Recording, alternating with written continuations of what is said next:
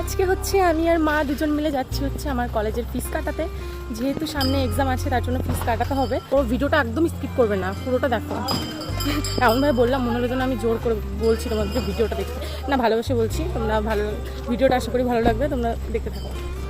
রাস্তা না পুরো অন্ধকার, পুরো রাস্তাটা। আর আমার ক্যামেরাতে হচ্ছে রাস্তা অন্ধকার বলে কেমন আসছে ভিডিওর কোয়ালিটি, ভালো লাগে না। স্ট্যান্ডে সবসময় প্রচণ্ড ভিড় হয়, তাই আমি আর মা ভাবলাম থাকুক, আজকে আর বাস স্ট্যান্ড দিয়ে যাবো না, আজকে হচ্ছে অন্য একটা রাস্তা দিয়ে যাব। তো আসর পাড়া দিয়ে এসেছিলাম।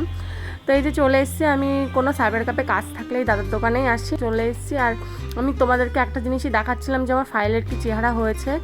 আর মাকে একটু জ্বালাচ্ছিলাম আমি বসে বসে, যে আমি কি খাবো না খাবো, তার জন্য একটু হাসছিলাম। আর এই যে আমার কাজটা প্রায় কমপ্লিট হয়েই গেছে। আর ভাবছিলাম যে কত লেট হয়ে যাচ্ছে, বোরিং ফিল হচ্ছে, তার জন্য যেহেতু আমার আগে একজন অবশ্য ছিল, তার কাজ করছিল, ওই জন্য একটু বোর হচ্ছিলাম। তারপরে এই যে বলছিলাম যে মা আজকে আমাকে খাবার খাবে, কি খাবে, তার জন্য একটু বগর বগর করছিলাম অবশ্য। আমার কাজ কমপ্লিট, এবার যাবো একটা ফাইল কিনতে। আমার ফাইলের যা চেহারা হয়েছে তোমরা তো দেখলে। নেবো ফাইলটাই নেওয়ার জন্য বলছিলাম। এবার যাবো আমি একটা ফাইল নিতে।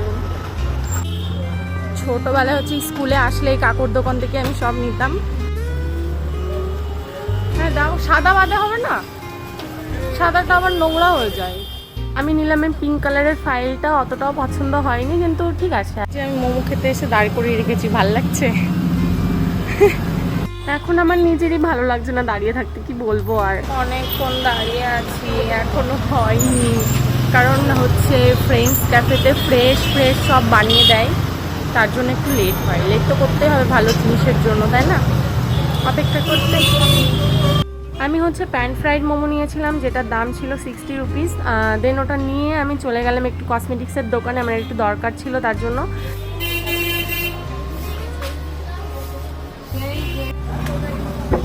গরম।